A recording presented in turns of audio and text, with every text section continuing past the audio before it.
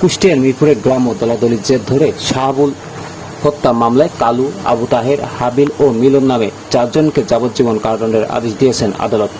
সেই সঙ্গে প্রত্যেকে 20,000 টাকা অর্থদণ্ড, অনাদায়ে আরও 1 বছরের সশ্রম কারাদণ্ডের আদেশ দেন।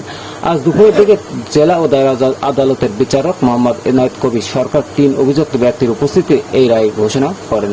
রায় ঘোষণার পর কঠোর নিরাপত্তায় তাদেরকে জেলা কারাগারে পাঠানো ও আবু তাহের পলাতক থাকায় তাকে আইনের আওতায় আনার নির্দেশ দেন পুলিশকে।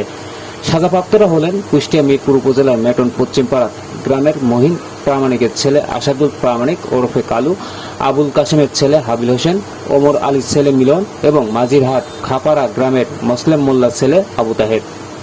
আদালতের মামলা সূত্রে জানা যায়, গত 2019 সালের 20 অক্টোবর বিকেলের দিকে বাজার করার উদ্দেশ্যে বাড়ি থেকে বের হন।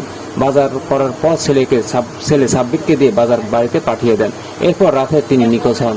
নিখোঁজের একদিন পরে সকালের দিকে বৌরাপাড়া প্রাইমারি স্কুলের পেছনে নওদাপ আজমপুর মাঠপাড়ার বিশারদ মণ্ডলের ধনসা ক্ষেতের উত্তরে আইলের উপর কে বা কাহারা তাকে হত্যা করে পালিয়ে যায়।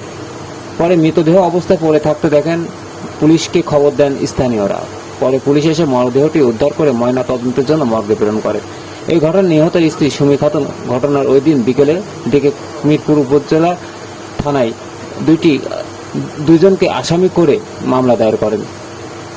মামলার পরিপ্রেক্ষিতে তদন্তকারী কর্মকর্তা SM জাবিদ হাসান তদন্ত শেষ করে গত 2019 সালের 31 ডিসেম্বর আদালতে অভিযুক্ত 4 জনের বিরুদ্ধে চার্জশিট দাখিল করেন। 19 জনের সাক্ষ্য প্রমাণ শেষে আদালত আজ এই রায় ঘোষণা করেন। তাজা সংবাদ, কুষ্টিয়া।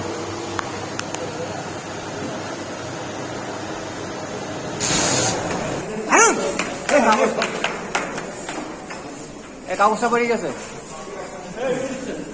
আরে কাগজ সব ফেলা দিচ্ছে।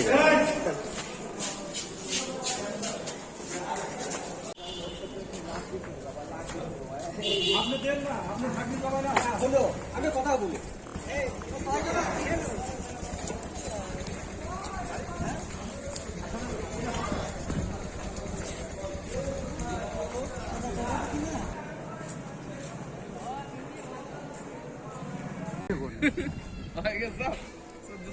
নিতে হবে পতাকা নিতে।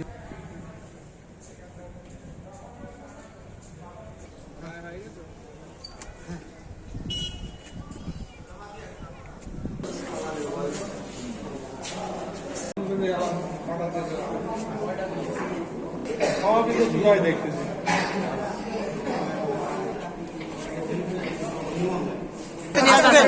আস্তে আস্তে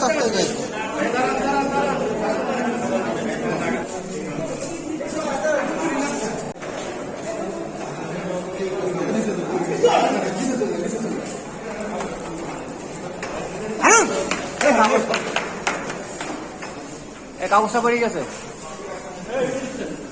আরে কাগজ সব ফেলা দিচ্ছে।